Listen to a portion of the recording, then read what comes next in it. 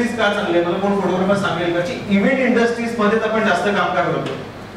तू सांग रे, तू इव्हेंट करतोस, event industries मध्येच का तू एवढी वर्ष काम करतो? इव्हेंट मध्ये काम करतोस बरोबर, का करतोस? तेच काम चालत आहे बरोबर. नाही क्लायंट आपल्याला त्या कामात खूप जास्त मिळतं. दुसरं कारण काय? आणि कोण सांगेल दुसरं कारण काय असू शकतं? बोल ना.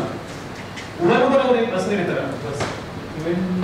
इव्हेंट्स मध्ये कसं असतं की एखादा क्लायंट जर प्री वेडिंगच्या माध्यमातून आपल्याकडे जर मिळाला तर प्री वेडिंग नंतरला वेडिंग करायला, वेडिंग नंतरला म्हणजे पर्टिक्युलर त्याचा बाळ वगैरे त्याच्यानंतर म्हणजे कनेक्टेड बिझनेस होतो, रिपीटेड कस्टमर. म्हणजे एक काम केलं की त्याचा सगळा प्रवास पुढे आपल्याकडे, लग्न झालं, ओटी बरण, म्हणजे जी काही आपली प्रोसेस आहे ते सगळं क्लायंट आपल्याकडे.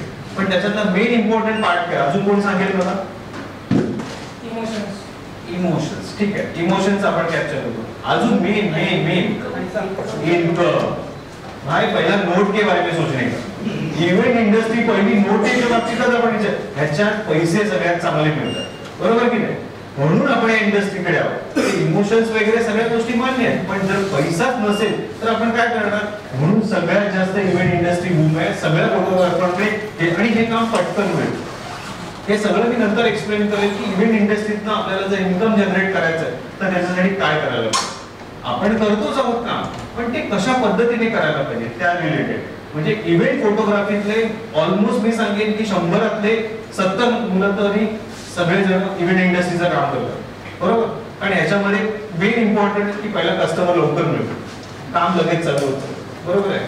खूप कमी वेळात चांगले पैसे मिळतात बरोबर की. त्यामुळे इव्हेंट इंडस्ट्री ही सगळ्यात आपली मेन इंडस्ट्री आहे की याच्यातनं आपल्याला चांगला पैसा मिळतो, आणि आपल्याला कस्टमर शोधायला खूप लांब किंवा मोठा हाय प्रोफाईल करायला लागत नाही. आपल्या कॉन्टॅक्ट बेस मध्ये आपल्या राहणाऱ्या आजूबाजूच्या ह्यांच्याकडून आपल्याला लगेच बिझनेस जनरेट होऊ शकतो.